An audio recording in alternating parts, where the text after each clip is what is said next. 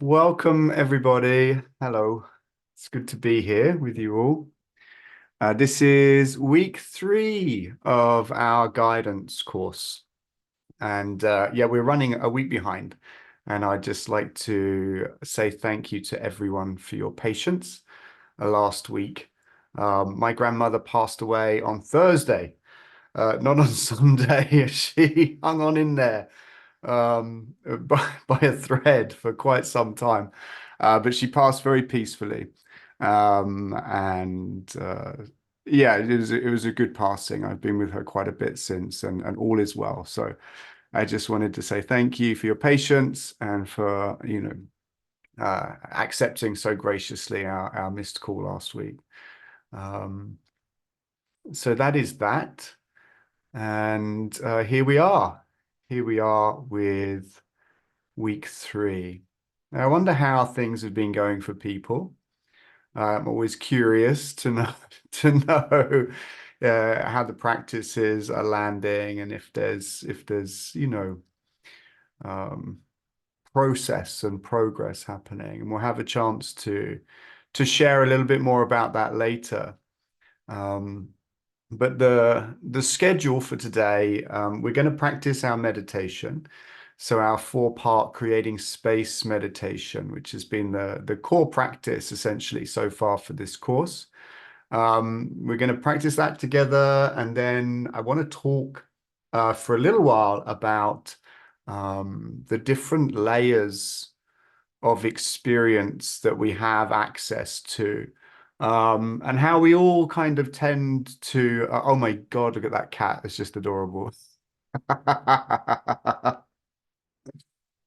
Oh, I love cats. Anyway, sorry. Um, yeah, the different layers of mind and experience that we have available to ourselves, and how we generally have a proclivity towards a sensitivity or a heightened awareness or more capacity and capability in one of those layers. And we'll explore that a little bit today in terms of receiving guidance. Some people are just like, yeah, I'm in my mind. I do the mental body very well. But if you ask me to feel something in the physical body, I'm like, what are you talking about? For other people, it's like, oh yeah, I really get the sensation in the physical body, but mind, I don't, it's just like it's a completely abstract weirdness for me. So we all have a very different energy system. And as such, we're all going to be unique in the way that we gravitate towards receiving clear guidance, which is kind of why this course is about self-exploration, as much as it is giving some form of dogma about what guidance is and how to receive it. It's an opportunity to practice together in terms of getting clearer and understanding the nature of our parts a little bit better. So we'll go through that, and then we'll have a little look at today's practice, which will be about asking guidance itself, how it's best wanting to show up within our system, and that'll be a paired work in the second hour. And we're going to be looking again at parts because we really can't address this topic without looking at parts and getting a better understanding and awareness of where we're at with that. And we'll talk about releasing attachment again because it's just so crucial. And we'll get to all that later. Okay, so that's the outline. That's where we're heading today. But for now, we're going to join in the breath and into a meditation that may be familiar to you by now. It may not be familiar to you by now. It's okay, whatever that is. If you have or haven't practiced, it doesn't matter. I will take us through this step by step. And actually, I'm going to share my screen because it's written down here. I'm going to share the screen and follow through the practice script. So the first thing, and in a way, the most essential thing, especially when attuning to guidance. And again, I kind of going to go over some of the same stuff because it is so important. Like often there's going to be a lot of pressure from the mind and the world about receiving guidance or receiving the guidance that our parts think is going to be the safest bet. Right? And that's generally going to be coming from fear. And one of the ways in which those parts come into the system and take over the system of mind is by speeding everything up.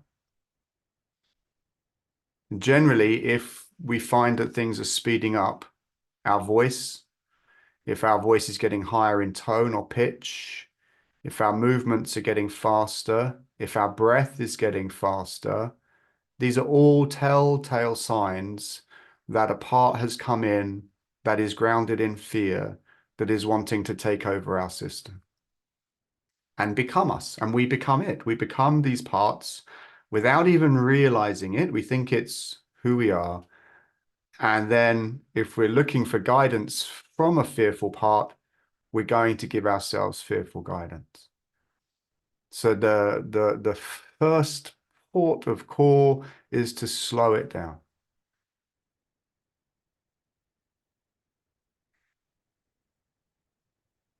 And you might even find that there's a little part that wants to come in and say, oh, for God's sake, get on with it. Come on already. And there we go. Those are the parts that we're wanting to just get past in this process and practice. So slow it down, deepen the breath into the belly and relax.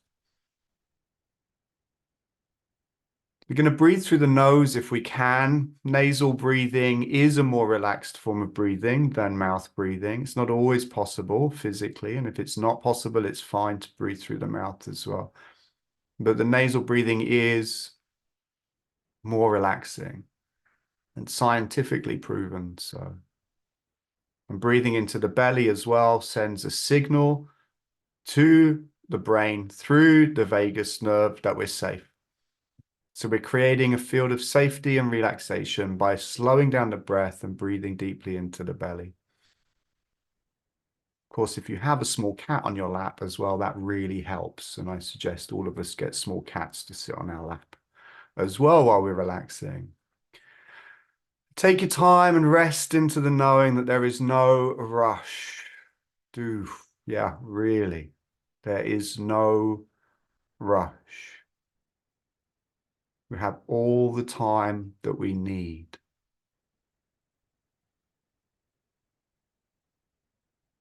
We're slowing everything down and we're going to slow it down again.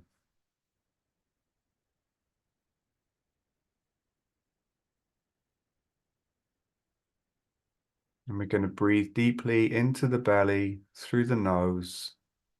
And we're dropping pebbles into the mind, pebbles of thought, just saying it's okay to slow down. It's safe. We're safe in this moment. There's nothing to do. Right now in this moment, there is nothing to do apart from this. We're all showing up. We've got time. There's no rush. Like if we can bring this quality to all of our moments, especially those moments when we think that we don't have time, or that there is pressure to receive guidance.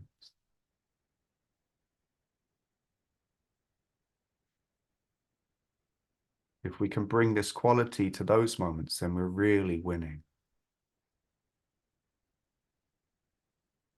We're relaxing the body, relaxing the root of the body, relaxing the hips and the pelvis, relaxing the belly, the waist.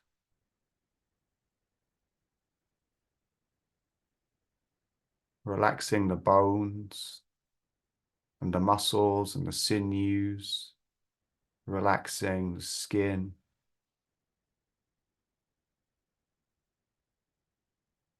If, like me, you have a little bit of fat on your belly, we're going to relax the fat as well. We're relaxing everything. Allowing everything to be as it is and resting in the breath. Relaxing the heart, the lungs, the back and the belly. Relaxing everything now.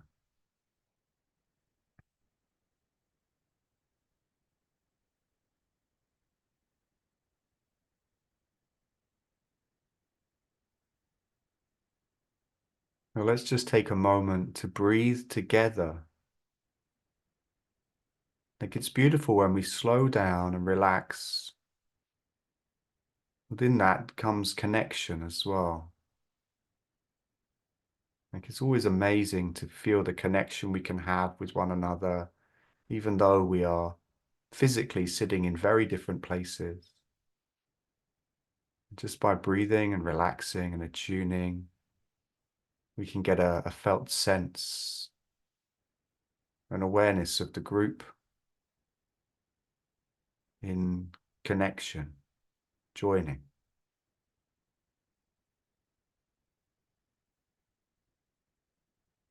Relaxing everything now a little bit more. Breathing deeply, we're going to ground the mind. Grounding the mind is a little bit like joining our mind with the mind of the earth, with the mind of creation. It's a way of opening a connection to share energy, to be supported and offer support, to come into relationship, communion. So we sink our awareness down, we sink our awareness down, we sink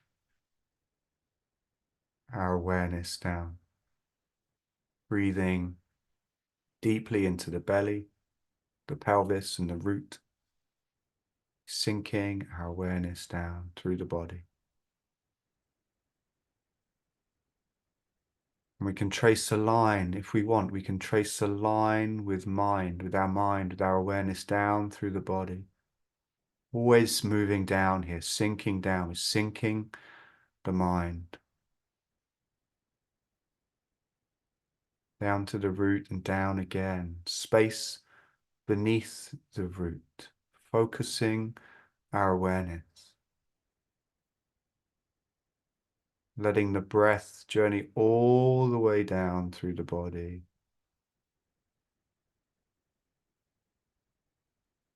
all the way down,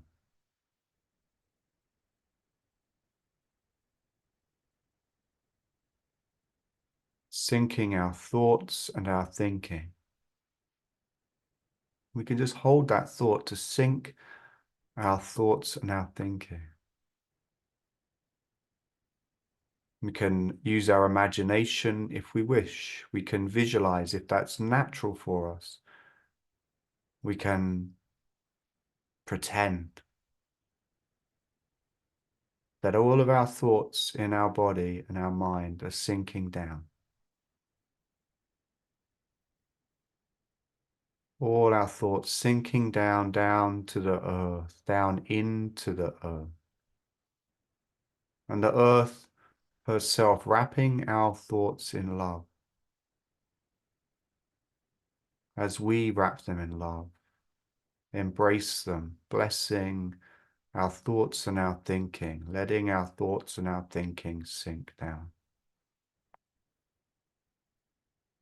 Sinking down into the earth and realizing we don't need to think in this moment. There's no need for thought, no need at all. And it's okay if thought arises from our parts, we can simply shepherd our thoughts down to the earth and ground our mind.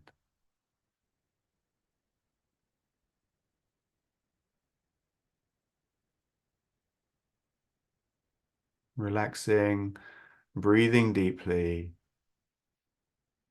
We're going to step out of all of our parts. We're stepping out, we're unblending our consciousness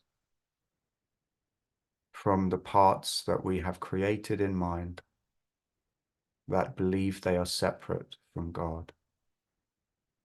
We are unblending from them.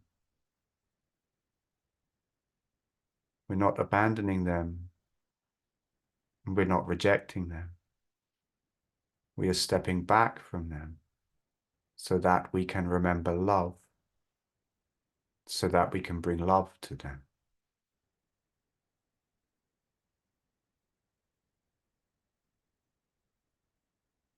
We are releasing ourselves from all parts, stepping back into the space behind, the space around, the space beneath, and the space above.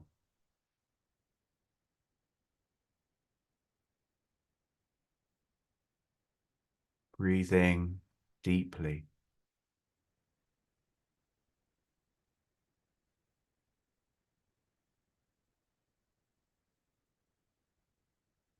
Sinking mind, stepping out into the space before and finding the space within.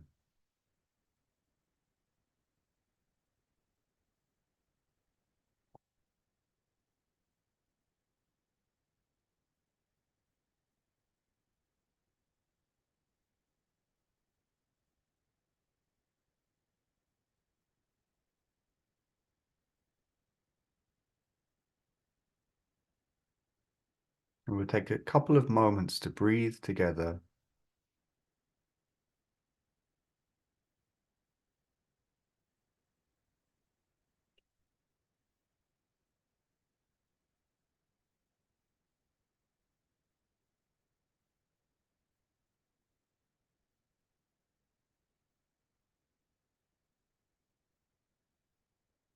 Just allowing whatever is to be.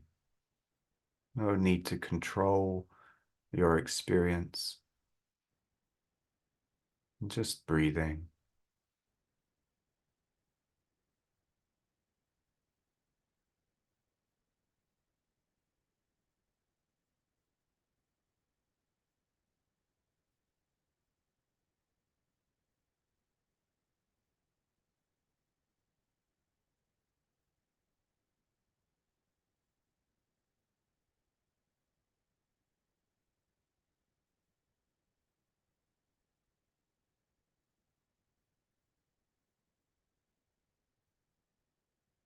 We're going to start to explore a little bit this space because we're creating space. This is the whole point of this meditation. And for some of us, that may be very difficult, and that's okay. And for some of us, it may be easier, and that's okay too. Like whatever your experience is, it's okay. But here's a process and a practice that can, in time and with practice, help us to create more space within. And it's that space that is where we emerge as our true self. It's the space that is outside of the parts that think in the world. And it's this space in which we can begin to truly open to guidance in a way that is clear and trustworthy, in a way that we can learn to trust.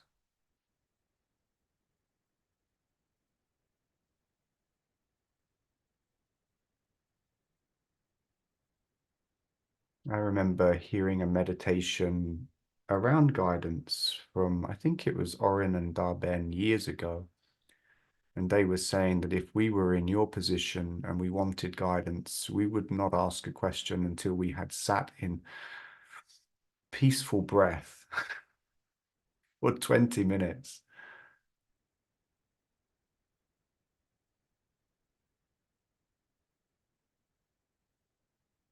And I don't think 20 minutes is necessary, but I would say 10 minutes is very helpful in cultivating the space to truly hear beyond the thoughts and the thinking of the mind and the parts that are engaged in the world from fear, lack, and need.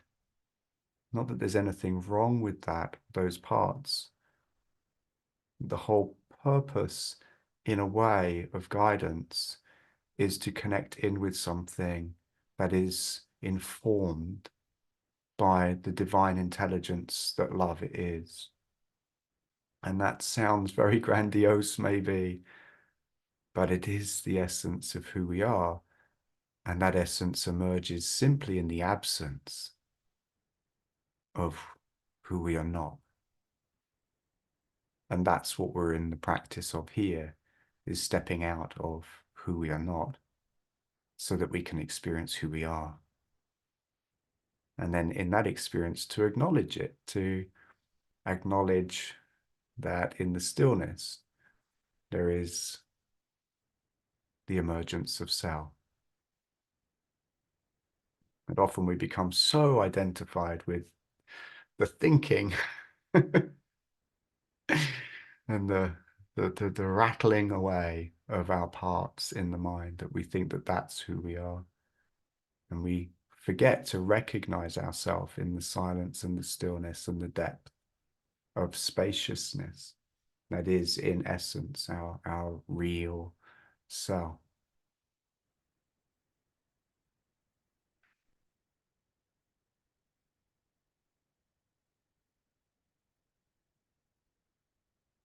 So we can open up this space. But how do we know what we're receiving as guidance is true? How do we know how our system is best suited to receiving guidance? And that's what we're going to talk about a little bit now. Hmm.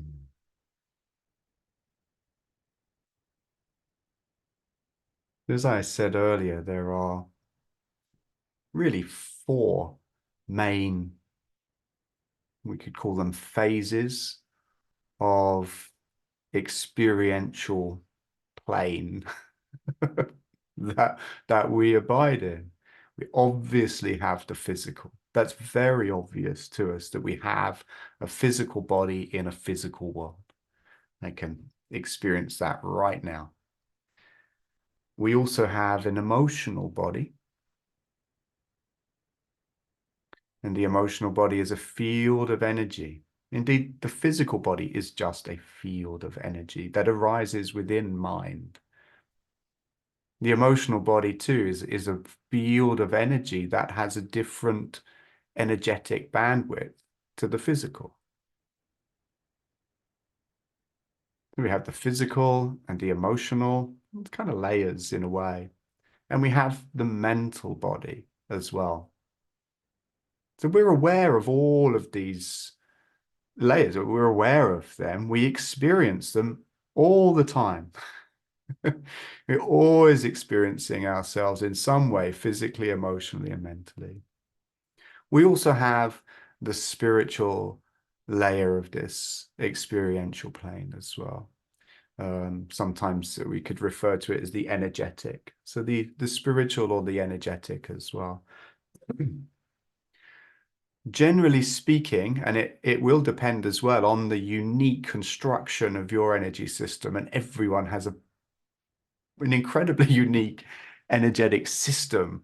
And there are ways of looking at that, and there are many different schemes for that. I love the human design side of things. If anyone's come across that, that's really good. And the gene keys as well. These describe the system of our experience as it's been created through our birth.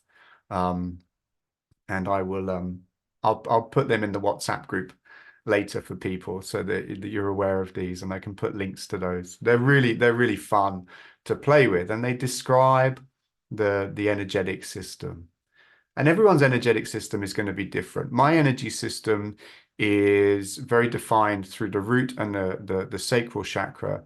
I feel things physically. I feel energy physically. It's very palpable for me to feel energy. Like I get that, right?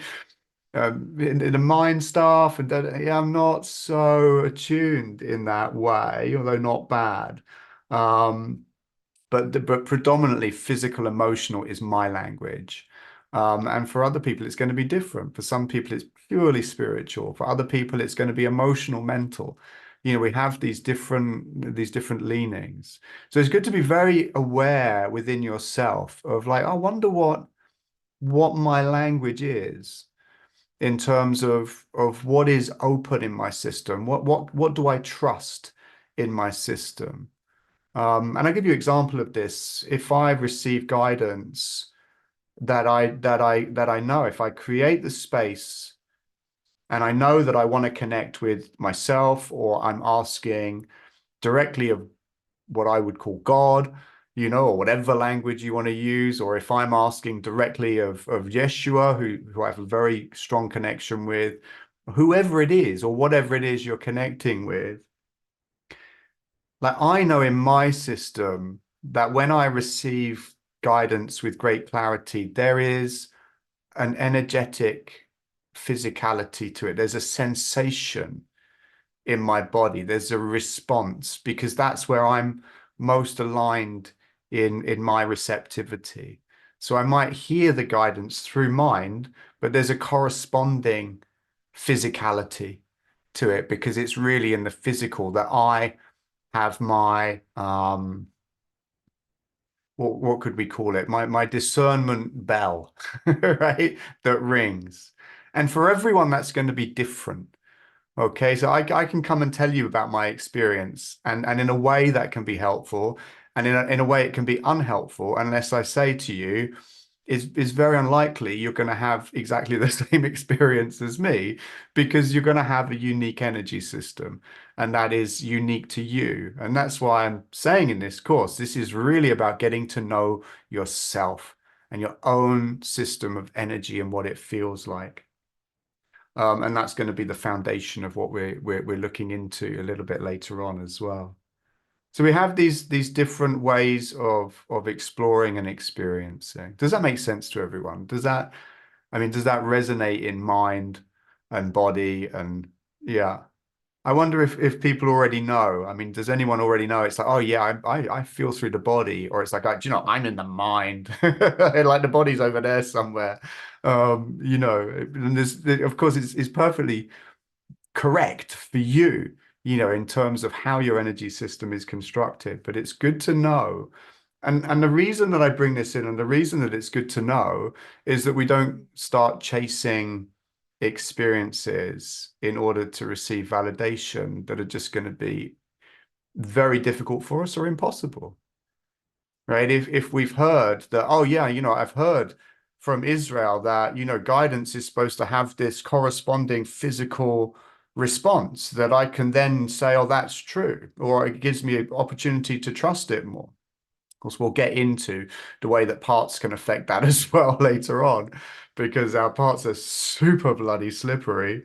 Um, so yeah, it's an individual thing, and it can only come through practice and the willingness to drop into these spaces and open to that. So does anyone have an understanding of that within themselves? Anyone say, oh yeah, for me, guidance drops in like this, and I just have like this light in my head, or it's accompanied by a color. Like, or there's a sound that I hear deep within, or I get a shiver up my spine, or, there's all sorts of ways in which we can receive guidance and also learn to discern for ourselves a corresponding, what I would call a signature of love that moves us in some way, that allows us to know more clearly that we're in communication with love itself, or with divine intelligence, or whatever we want to call it. And I want to talk about this as well in the framework of the ways in which guidance can come through. I think that there's often this presumption, that yes, guidance comes from divine intelligence and it's a man's voice, and it comes into mind and it tells us what to do and we do it. And that's I've never heard anyone who receives guidance like that. I can receive guidance, and I can know that it's from a source that is Of course, there is no other, but there is a source from another soul, energetic, I might say. Let's say Jeshua. Jeshua will drop in for me if I ask him to, and I can communicate with him, but his voice is my voice, right? Because it's coming through my mind. He's using my mind to communicate. Therefore, he's using my voice to communicate. How do I know it's Jeshua? Through the energetic in my body. And that's just something that I've cultivated and learned over many years of practicing this. So very often, if we're wanting to receive guidance that is communication through words, there it'll be our voice. And that's deeply off-putting because we want it to sound different, to feel different. We want it to come from somewhere else. And generally speaking, I speak for myself here, I wanted it written out in triplicate and signed. I want that in triplicate and signed. And of course, it doesn't come like that. It doesn't come like that. It comes in the way in which we can open to allow, but it's rarely in the form that we want in order for us to be able to fully trust it. But a big part of the process of receiving guidance is coming into true allowance of the way that it does show up for us without resisting it because it's not showing up in the way that we want. Right? So there's a whole journey with this. There's a whole journey with this. And it's trial and error. It's infuriating, but it's a part of a much broader picture. Right. And this is something very beautiful about guidance because it is a part of a much bigger picture in terms of our own journey. It's like we spoke before, didn't we? It's like, what are we getting in touch with? Like what are we doing when we're practicing this?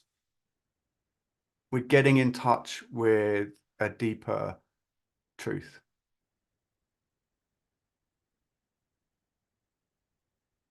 And that is a profound thing.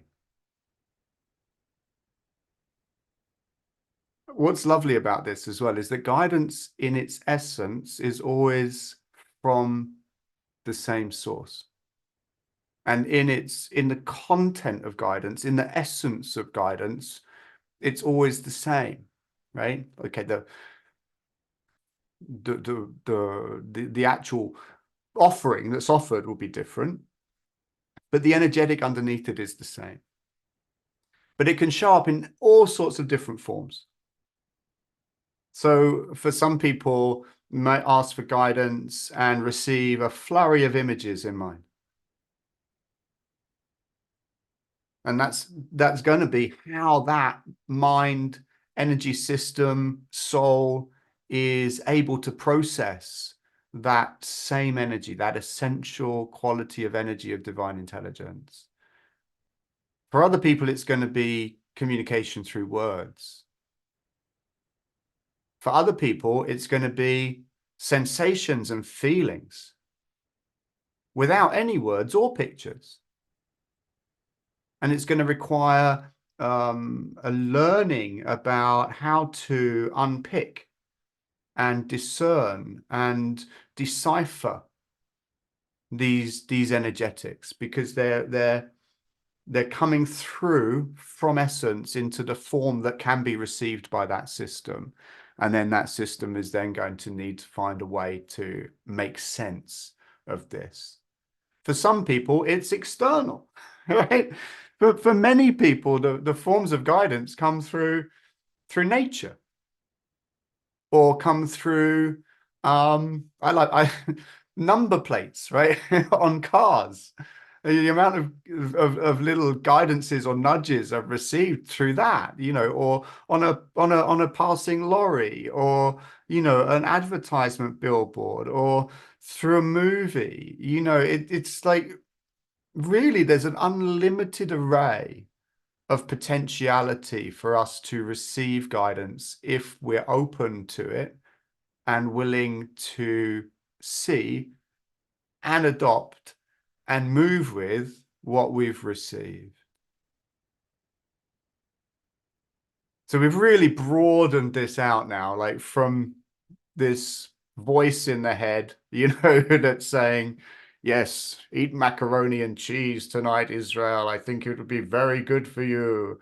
Like, to really kind of opening into the possibility. Like what is the possibility of this? Because if the divine essence is moving through everything, then everything is potentially a source of guidance, especially other people. My dad's great at this. My my dad is he's a beautiful man. He's not on a spiritual path, or a little bit he is. But he's not into it in a deep way or anything like that, but then every now and then he'll say something, and it's like, my God, it's like I know that God is speaking directly through this man right at me. Here's the guidance. It always comes through so simply and cleanly when it comes through him. Like, we're all conduits, we're all channels for divine guidance, not only for ourselves, but for others, just as others are for ourselves as well. So it's really about opening to receive, opening our heart, opening our ears. Any questions so far?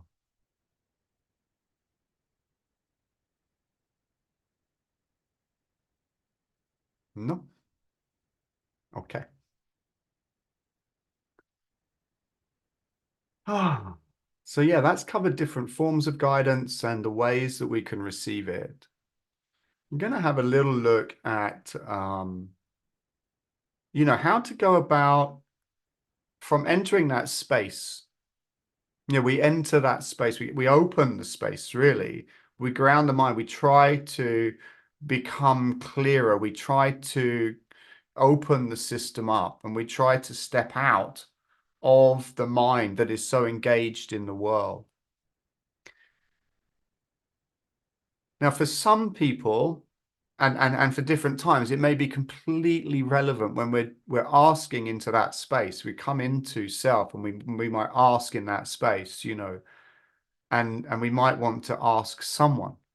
We might want to ask another being that we resonate with, or we might just want to be very general. But I think it's often helpful to be very specific about who we want to receive guidance from, or where we want to receive guidance from, and to create energetic connection in that way. So for me, Jeshua is obviously a very obvious being, but also we can ask ourselves. It doesn't have to be beyond who we are. We can ask our soul, our own self with a capital S. But I think it's really good to bring some clarity in that intention.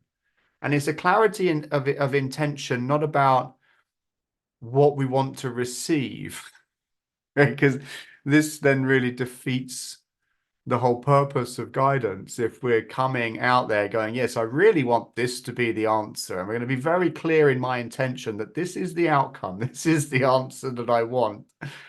And of course, that's a huge temptation of mind, to get involved and to control what it is that the guidance is going to bring. And this is I think, probably the most difficult aspect of receiving guidance. And I think that it's what's going to trip us up the most in the system of our mind, and it's what takes the most practice. Because generally speaking, we are beings, when in mind, who are motivated by very clear energies. And those motivations often have very distinct ideas about what is required and needed, right? I've been going through a process this week, which has been amazing. And I'll share it because I think it's a good teaching device, right? I had no money in my account. Me and money is a long story, but I'm not, I haven't been great with money. And I had no money and no money for food. And I'm looking after my son. And I'm also getting pressure from different things, banks, credit card companies, debt, you know, people in my life who don't want to see me in this situation. There's just pressure coming in, and I've been going within and I'm saying to my guidance, like, what would you have me do? Right? Here's the world showing up like this, right? The world's showing up. I've created it. This is my creation. What would you have me do in the face of all of this? So my guidance has been to do nothing apart from sit in presence and watch the parts in mind emerge from fear that would have you act from that place. So I've been sitting and breathing, and this has gone on for many days. And I'm fine. I'm fine for money. Don't worry. There's nothing to worry about. And there really isn't. But it's been incredible to watch the parts in my mind that would say, okay, that's enough, right? That's enough. Now you need to start worrying, right? We need to start worrying, and we need to put a plan in place and act. We need to do, right? We need to get into the world. We need to set something up. We need to create something. We need to panic, right? And then I come back to my guidance. It's like, what would guidance have me do? And in the past, I would have run off with these parts. I would have got to a threshold where it's like, okay, I can take it to here, but now I need to act like this now. Now the world is too powerful, right? Now the things of the world are too powerful. Hunger is too powerful. The shame of not having any money is too powerful. The shame of maybe not being able to give my son exactly what he wants to eat. The shame of this is where the compulsion to act and do in the world is. But the guidance was saying do nothing, but watch that and bring love into the mind so that it can be transformed. And in that is the unhooking of the world, and that is the release of the world.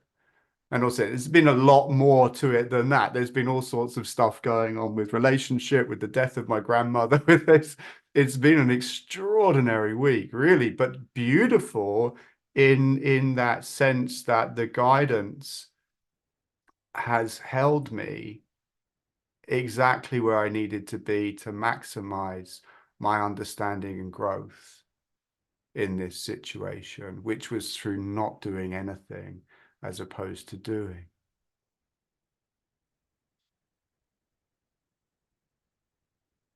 So in terms of this story, what I want to point towards is the ways in which and the ways in which parts in mind want to come and interfere, not only with the guidance that you might receive, but the implementation of it as well. And we can create a wonderful space of clarity within. We can let go, we can sync the mind, we can unblend, we can come into spaciousness. We can say, what would you have me do? It's like, do this, turn left, right? And then it's like, oh, beautiful. And then 10 minutes later, the mind comes and reasserts itself. The parts come back. I think Maria is like, yeah, I know this one, right? I think we all do, right? We know how this happens. And that's absolutely perfect, right? That's okay. This is a part of the process. It's taken me so many years, right, of moving gradually up to that threshold. Gradually up, I'll get close, and then it's like, right, then the control kicks in, then the mind kicks in. I get close. Oh, I got a little bit closer, but I can't do it because the shame and the fear kicks in too strongly. Until now, it's like, no, I will not move until love moves me, even if that means that we sit here with no food. Because what's more important fundamentally is love and the adherence to love, as opposed to allowing mind to be moved from fear. So this is where guidance can take us, right? Guidance will take us into the purification of itself and ourself. Um, hmm. So yes, we will often receive guidance if we make the space, and then the mind will try to reassert itself. And that can be a beautiful thing because it gives us the opportunity to bear witness to those places in mind that are calling out for love.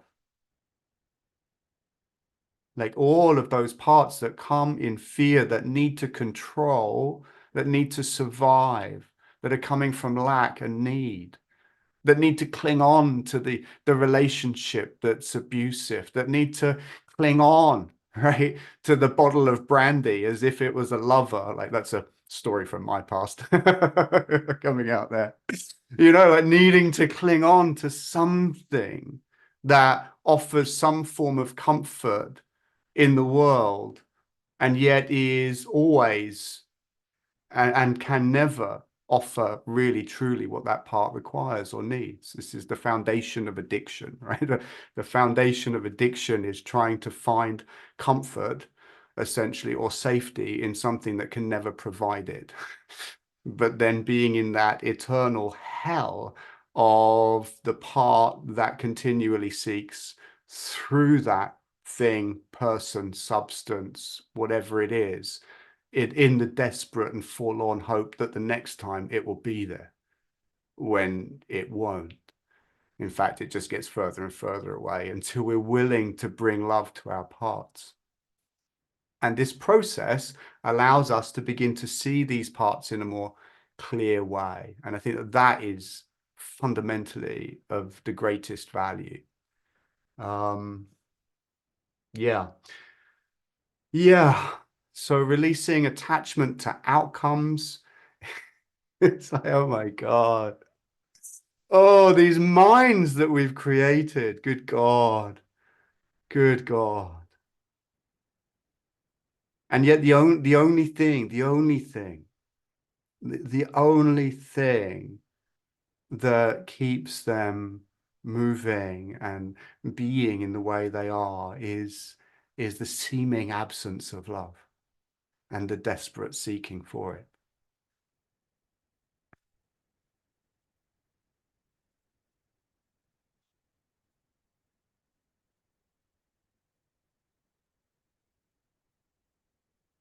Hmm. I'd like us to take a breath together. I'm going to check the time. We're good.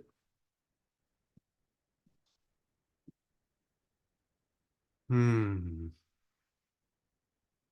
So guidance gives us the opportunity to observe our mind. What a wonderful thing that is. It gives us the opportunity to get to know our parts a little bit better and to bring more compassion and love. It helps us to get in touch with the divine intelligence that is the essence of who we are.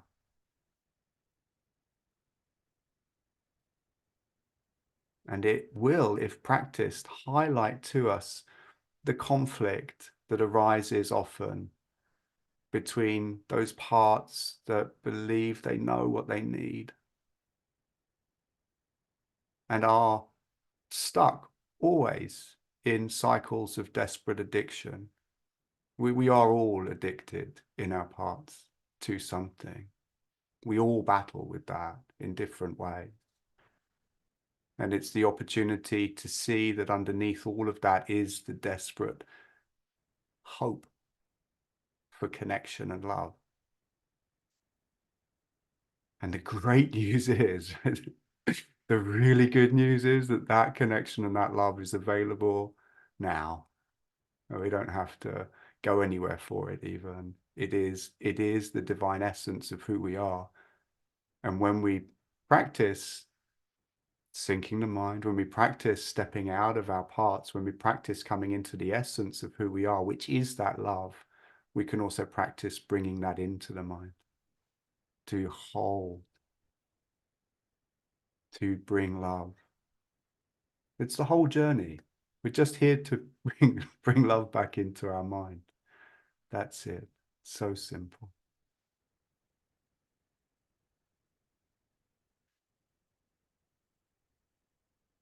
Sure, there was something else, and I just can't think of it. It's okay. Maybe we'll either come to it later or it'll come back next week.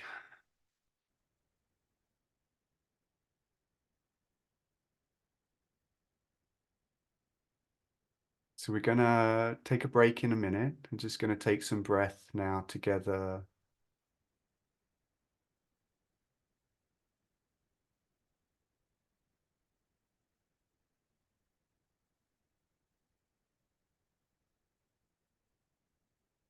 And if there are any questions or reflections, observations, anything to be shared from what has been shared or from the week or anything at all, actually, then please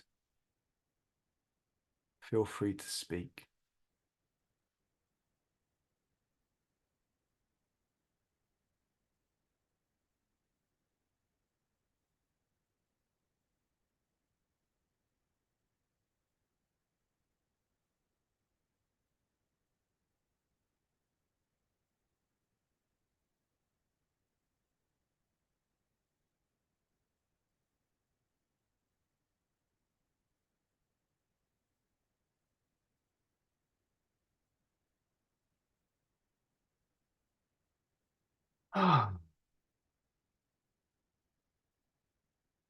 We are going to take a 15-minute break.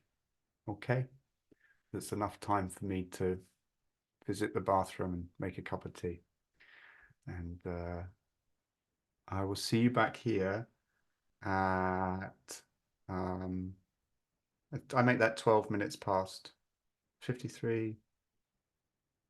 Oh no, my mind has gone completely blank. I can't do basic maths. It's completely beyond me right now. Look at that. That's brilliant. 53 would be 103 plus 5 is 108. We'll come back at 10 past. See you soon.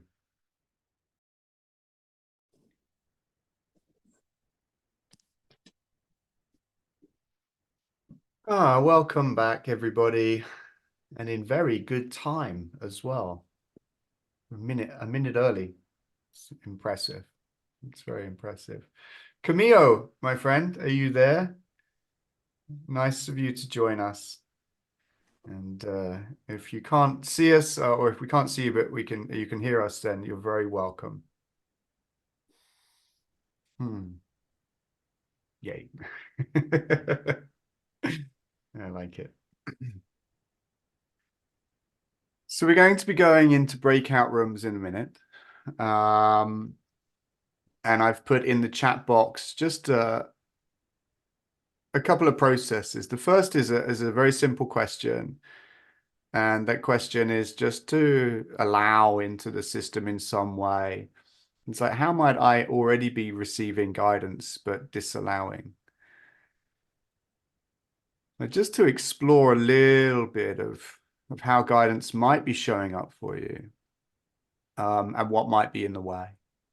So when you're in the breakout room, that'll be the first question. If you just organize between yourselves who's going to go first, then that would be great. And then, somebody can read that question out. How might guidance already be showing up for me in ways that I disallow? So when you're in your breakout room, you can open up the chat box and this will all be in the chat box for you. So that's absolutely fine. The following is then to go into a meditation, right? Is to follow the creating space meditation that we've done, just to move through that. Again, slowing everything down. I've just written breath, relaxation, syncing the mind, and unblending. And you can both enter into that space together. And if somebody within the pair just wants to remind, it's like, oh yeah, breath, slowing it down. Right? Just bear witness to how when you get in the room, what happens in your system? Just take a moment to notice what happens in your system, right? Because often it can feel a bit awkward, right? It's like, oh my God, there's another human being. Like they have a mind and they're probably judging me right now terribly. And oh my God, maybe we had a past life where this one killed me. It's like, this feels really weird and unsafe. It's like, I just want to hide or whatever it is for you. Do you know what I mean? It doesn't have to be any of those things, or it might be all of those things, but just take a moment to notice, right? When the room opens, slow down, right? There's going to be the temptation to jump into some kind of communication. What I'd love is if when the room's open, you just have about 30 seconds of silence. And in that silence, just notice what starts happening in your system. Like, what is the habit? What is the default setting? Oh, yeah, this is where I say hello. This is where I assert control. This is where I kind of cower back a bit and hope that the other person takes control. This is where I put on the mask. This is where I pretend. Right? We're just playing with this. We're just playing with this, like 30 seconds of silence, just to notice what comes up in your system. And the reason this is important is because we're getting to know our system of mind. And the reason we're doing that is because it's only through knowing the system of our own mind that we're going to be able to navigate our way to having clear guidance that we can trust and that we can enact upon because we're aware of our parts. And this is a great way of just getting to know some of our parts. In the IFS system, the internal family system, they say everyone has kind of between 7 or 35 parts, right? So we can have like a few parts, like maybe 7 or 8. That's, it's pretty normal.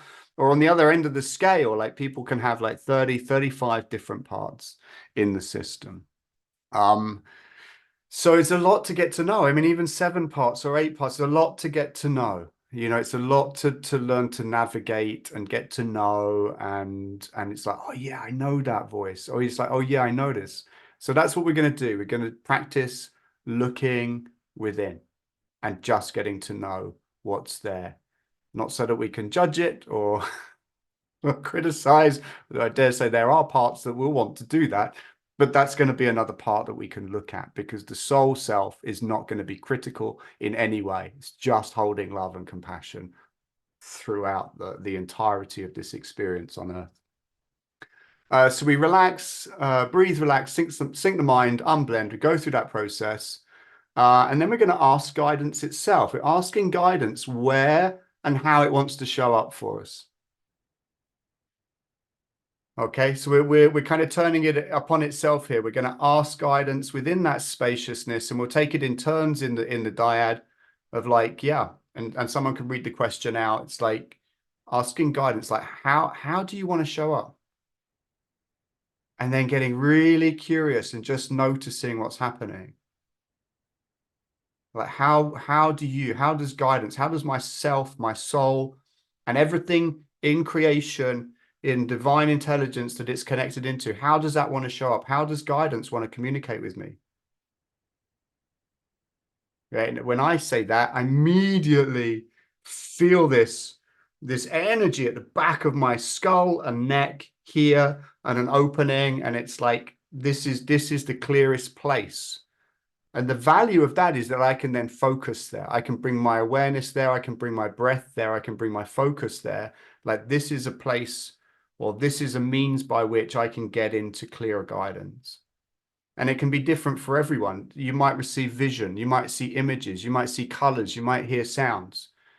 You might see something else. You might get nothing at all. It might make absolutely no sense to your system whatsoever. And that's perfectly okay and really, really understandable. Okay, what we're doing is we're exploring. You can't get this right and you can't get it wrong. What we're intending to do is just to get to know our own system of mind a little bit better. That's all. And I promise you, you will get to know your own system of mind a little bit better through this. All right. So that's all we're doing. We're not trying to get guidance. We're not trying to get clarity. We're not trying to move in those ways. And we'll focus on clarity next week, actually. But what we're doing is getting to know our system of mind. It's not even ourself, right? Because it's not who we are. Our self is soul. The system of mind is what we've created so that we can experience this experience of separation on earth. It's not even who we are, but we're just getting to know our creation a little bit better because we've lost touch with what it is and who we are in relation to it, as opposed to who we are within it as if it was who we are. All right. I will get the breakout rooms going. How many of us are there? There's 9 of us, right? Yeah. 3 by 3.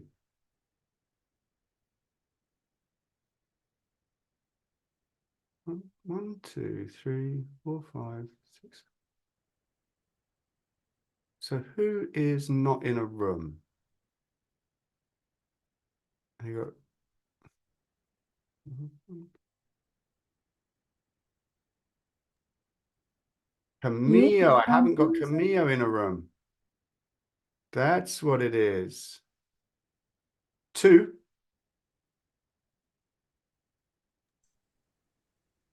Hey, Should I Camille. do something? Would you like me to do something? I don't know. You're not even. I'm gonna do this again. I'm gonna recreate this because that's so bizarre. There you go. Now you're here. Now that was very strange. Okay, it's all good. You ready to go, everyone? Is everyone aware of what we're doing? First 30 seconds, right? 30 seconds.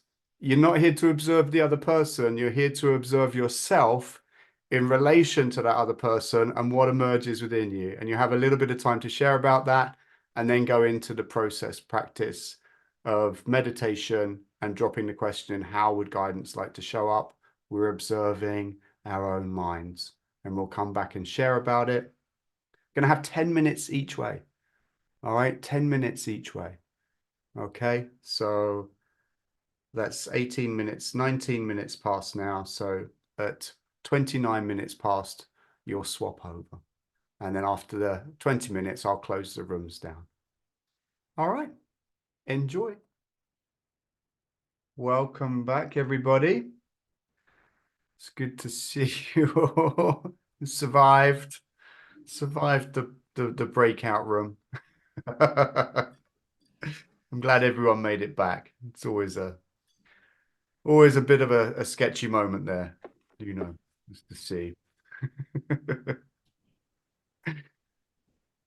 Oh, I wonder if anyone wants to share of their experience in the breakout room or anything around guidance or how it was to be in silence for 30 seconds and what might have come up for you there or, what you received from the process or the practice.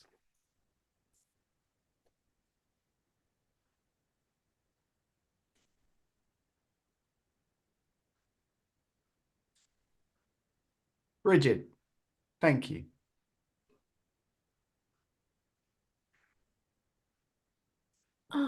Yeah, that was really nice. I was speaking to Aspen. Oh, Yeah. What I felt was yeah, that it kind of the guidance sort of comes in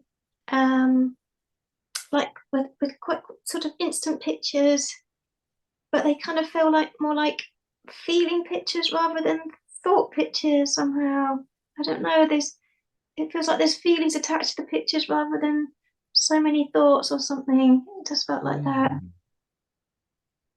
Yeah. thank you, Bridge. That's great.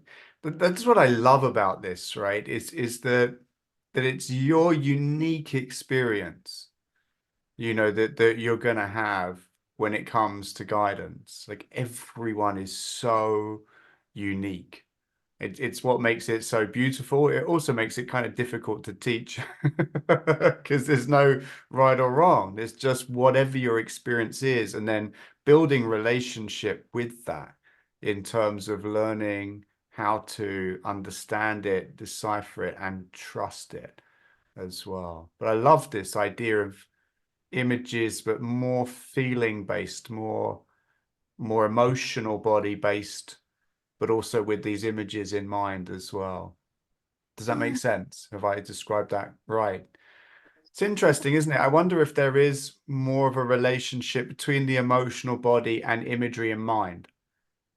I wonder if that's something that, like, if the emotional body is somewhere that you are more receptive, and I've known you for some time, Bridge, so I know that you are very emotional, you know, in your expression, in your beingness, you know, you have a great deal of access to that in a way that many people don't, you know, so it kind of makes sense to me, knowing your energy system a little bit, that there's this emotional receptivity to this. And I wonder if the imagery then comes out of the emotional body in some way into the mind. If the mind is here and the emotional body here, I wonder if the energy of guidance comes through the emotional body and just touches into the mind with images. Okay, yeah, I see. Yeah, it does feel a bit like my predominant mode of operation is through the emotion. So, yeah, that would make sense that it comes from, yeah, yeah, I get you. It's interesting, isn't it? I suppose in a way it's almost like the path of least resistance. You know, it's like if energetically we're more open emotionally, then that energy is going to find its way through there much more easily than it is in other forms. Um, so yeah, no, that makes a lot of sense within the framework of your energy system. And Okay. and did the images make any sense to you? Did it you know resonate, or did it speak to you in some way, or was there an understanding that came with that? Yeah, well, it was interesting. The image that I saw actually was as myself as a tuning fork, um, like Oh a it, wow. like a sound, yeah, and there was, so again, it's, I can't really understand it with my thoughts, but I can sort of feel it with my, I like that. That's beautiful. You can feel the frequency, we might say, of the tuning fork that you yeah. are. Are you going to change your name to Fork? Is that something you've considered? I'll bear that in mind. That's a good. Fork Rose. I like it. That'd be great. Thanks for sharing, Bridge. Thanks. That's really helpful. Thank you. Does anyone else want to express, share?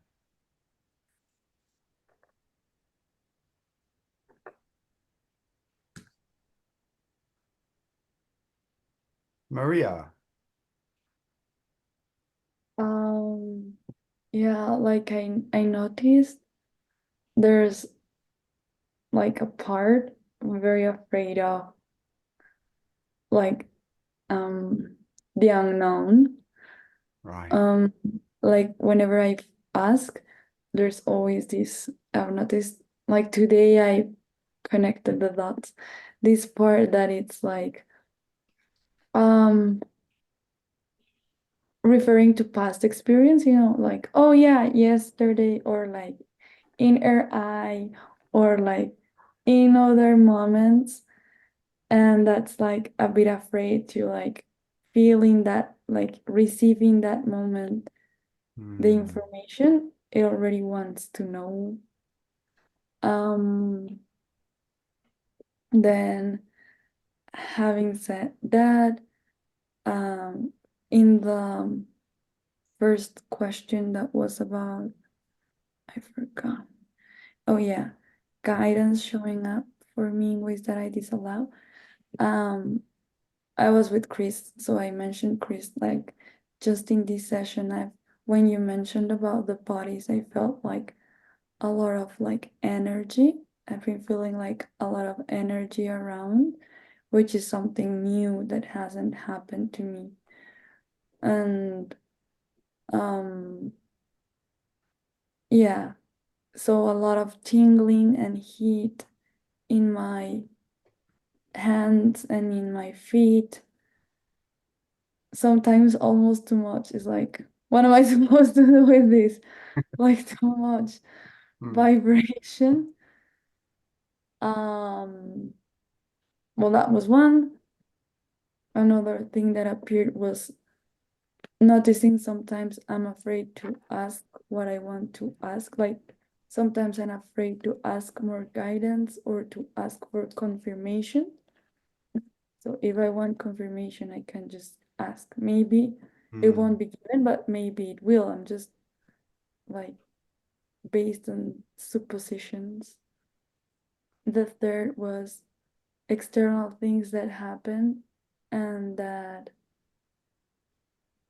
I don't take the time to notice them. So, like, someone told me, someone told me, someone told me, and right now that I was like open, I saw, oh, but like several things had sent me signs Hmm. that I didn't connect. Okay. So that was with the first one. And with the second one, I feel like a jumping in the heart, like a tingling in the heart that is sometimes very strong. But then I tried to ask my question. So I went like, I want to know. And then that destroyed it. Like I tried to tune into option A, how it feels, and then option B. And I just Uh-huh. not, I think that confuses me more instead of just asking without trying to tune in with the questions. Because when I tune in, then I feel like all of them I must do. And Right.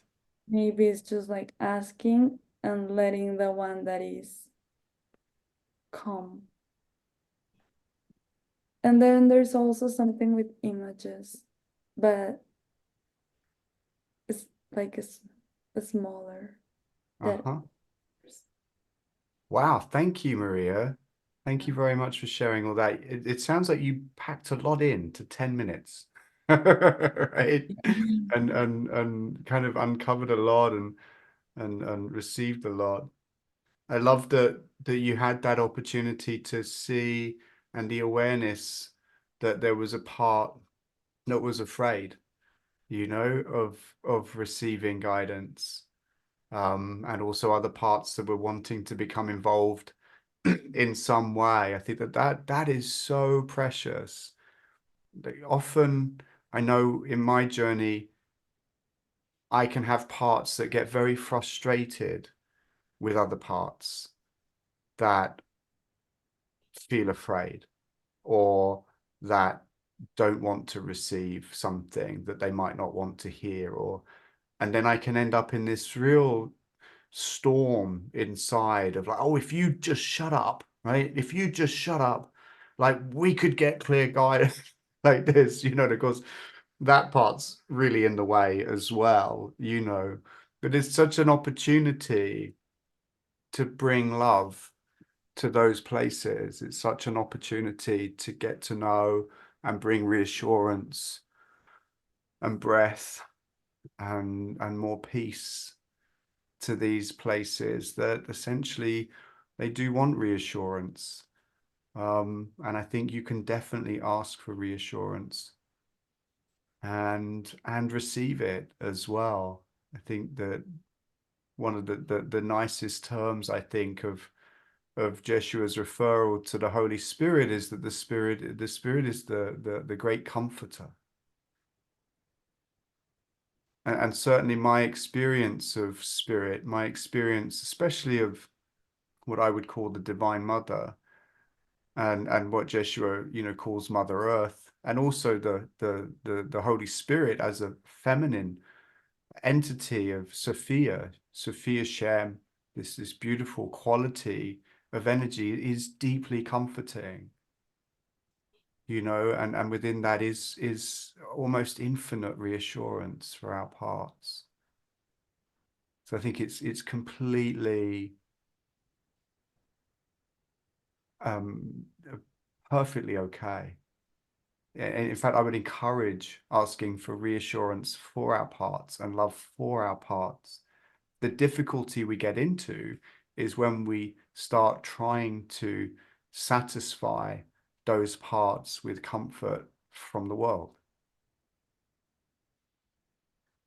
It's when we start trying to get from the world and from other people a comfort that can only ever be limited and can only ever actually reflect the deeper layer of mind that is creating the need for comfort in the first place. And the need for comfort is created through lack and separation. So when we lack comfort in a place and we move in the world from that place, we end up just having our lack of comfort reflected instead of having it satiated. But that changes when we shift our perspective to receiving from the divine intelligence, the divine comforter. And actually, when we tap into that, it's beautiful because we feel safe.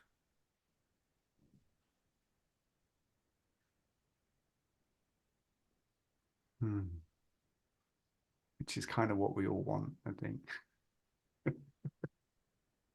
Safety, comfort, validation, approval. I'll take all of that. Thank you. Ah, thank you, Maria.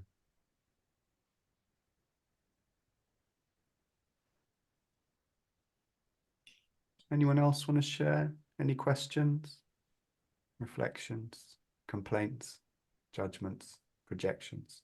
Don't mind. Whatever you've got, bring it on. Compliments, take those too.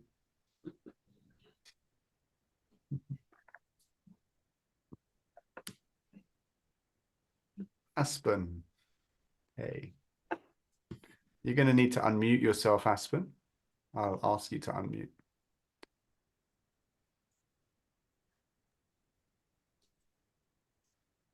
I just want to say it was really lovely working with Brigitte. I'm not sure exactly how you say it. And thank you so much for pairing this. That was really lovely. I have to just say that I just had a moment when you were speaking Israel where I was like, this is so fucking hard. I'm just sick of it. I'm like, wow, this is so hard.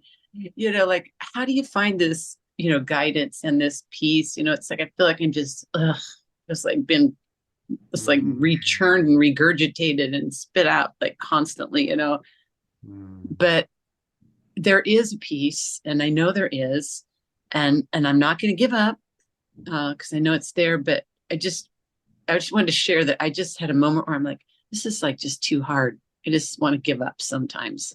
It's just hard. It's just fucking hard. I really get it. And then on a nicer note, I wanted to say that looking at signs and when you were talking earlier, and then when Bridget and I were talking, like being in touch with signs that are coming through, and I get them and I ignore them, and I somehow think that I'm going to find something else that's going to make me feel better. But I was just watching a silly rom-com last night and got a really clear message on something, and I'm like, oh, okay, I think that was a message. That was a sign. You were talking about getting it from different places, and immediately when I thought that, I had like a feeling of some relief, like, oh, it's going to be okay. I'm going to be okay. Just actually asking for guidance. I don't know that I actually do that. Sometimes I think I just expect that I'm going to know or something. So just being more aware of when we are getting guidance to be more open to it. Anyways, I just wanted to say that, and thank you so much. I got a lot out of what when you were speaking before we went to the breakout rooms. I picked up a lot of stuff from that, and thank you. Thank you, Aspen. Thank you. I want to say that it is at times really hard. I mean, it really is. I mean, mind-bogglingly, breathtakingly, hideously Gut hard. punching. Yeah. Oh, I totally, I really get that. Yeah. And thank you for saying it. Thank you, because it's true. And I can imagine that we at various times all experience just that, where it makes no sense and it's infuriating and awful. And I really hear that kind of call and that almost despair of I just feel like giving up, Yeah, I know that. I know that Yeah. space. I do. I know that space pretty well. And I just wanna send love to that space in your mind, you know, Thank you. because it is a difficult place and it's understandable. And it's a part of you, you know? It's not all of you. It's a part of you. It's not the whole of you in that experience. It can feel like it. It can feel like it when you put all of you in it, but it's not who you are or all of you. It's a part of you, you know? I think it's sometimes quite helpful to ask for help in guidance, to ask for support, to ask for love when we sometimes, as we all do, forget who we are. Yeah. And sometimes we just need to reach out to an energy that is bigger than the energy we're currently embodying and ask for love to come into the mind and for healing to be brought into the mind. This can be very simple, but also very beautiful. If you ask, I don't know who you resonate with, it's different for all of us. And if you ask a being of light, of love that you resonate with to help you to love this part in your mind, and maybe that can help. Thank you. You're welcome. And I know you won't stay there. This too shall pass, hey? It comes and goes. Yeah. I mean, it's one of those things. Just got to stay on top of it. Or get right out of it. Yeah. Step right out of it. Yeah. If you want it, you could give it a go. Thanks. All right, Aspen. Thank you. Thank you. One more share, just to finish us off for this week. Maybe there isn't one more share. Maybe that's it. Sarah's got her hand up.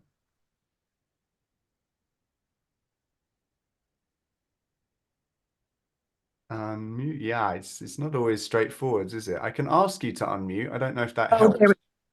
Yeah. Okay. Yeah. Hi. Hi, Sarah. I've noticed within my spirit and my breath the last month or two, I keep coming to the same place. And there's a restriction within the last, I would say, 10% of my breath. And it brings me to a place of trust, of willingness, of ease. What I recognize for myself is in my past, I was a grabber, a doer, give it to me and let me get at it. And I'm continually being brought to this moment in my breath, where I'm being asked to breathe through it with an ease, and I'm feeling like what I've held, what I've had is like a recoil within that breath, and I've learned to get to know it now, and I sit with it, I recognize it, I come to it, and now I feel as though I've become acquainted with it enough to work with it and work through it. And as I do that, and it's so specific, this moment for me, these last few weeks, I just keep going to the same place. You know, I just in my breath, in my mind, I just keep going to the same place and visiting and visiting, and I don't have any idea of my outcome. But I felt it. I felt it with Meredith as well. And